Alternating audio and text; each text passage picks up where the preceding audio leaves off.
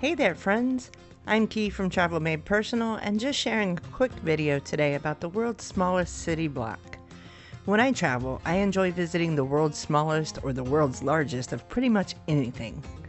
I find these stops great for stopping and stretching while being tickled by the creativity of these potential record-setting places. So naturally, this had to be one of our stops since we were in the area anyway.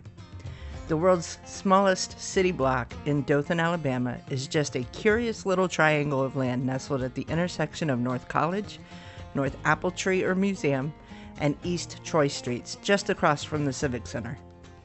Back in the day, between 1920 and 1940, this triangle plot of land measured around 20 by 20 by 9 feet and hosted a 2-story building which served as a snack shop first and then as a gas station.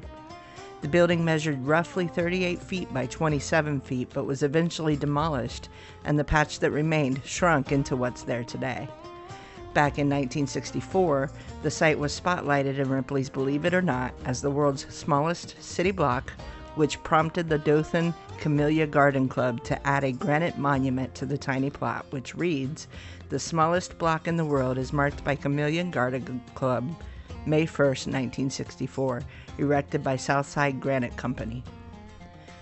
Aside from Ripley's, the site was also recognized by the World Record Academy, and the local Dothan Convention and Visitors Bureau says it's certified by Guinness.